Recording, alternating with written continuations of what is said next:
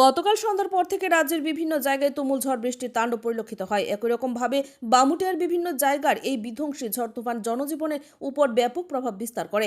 বিশেষ করে বামুটিয়া বিধানসভা এলাকার অন্তর্গত বিভিন্ন গ্রামীণ এলাকাগুলোতে অসংখ্য বসতঘর যেমন এই ঝড় তাণ্ডবের শিকার হয়, ঠিক একই রকম ভাবে বিদ্যুৎ লাইন সহ কৃষি জমির উপর অনেক গাছ ভেঙে পড়ার খবর সামনে এসেছে। সব মিলিয়ে বলা যায় বামুটিয়া বিধানসভা এলাকাটাই গতকালকের এই ভয়ানক প্রাকৃতিক দুর্যোগের কবলে পড়েছে। এই অবস্থায় সাধারণ মানুষের পাশে সকাল থেকে দেখা গেল বামুটিয়া কেন্দ্রের বাম বিধায়ক নয়ন সরকারকে।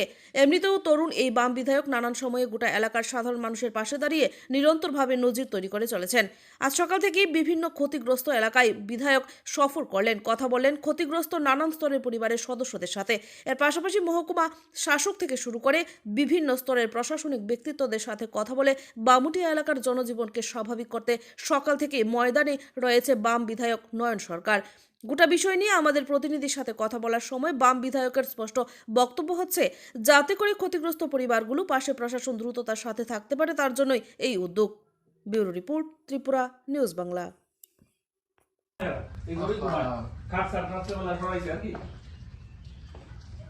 একদম পুরা এটা কি দিবা গো রায় না ওই যে লাড্ডু সাড্ডু যে মানে সংক্রান্তির গত সাল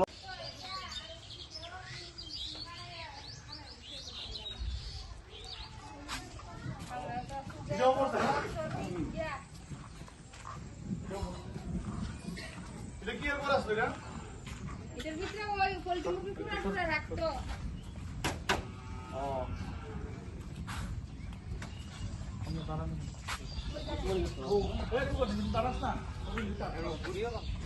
গুড়িয়া মাংস না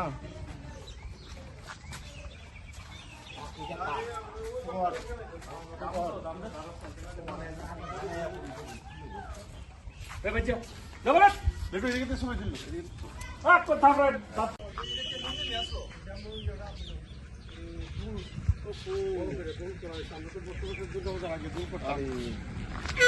একবারে বলে একবারে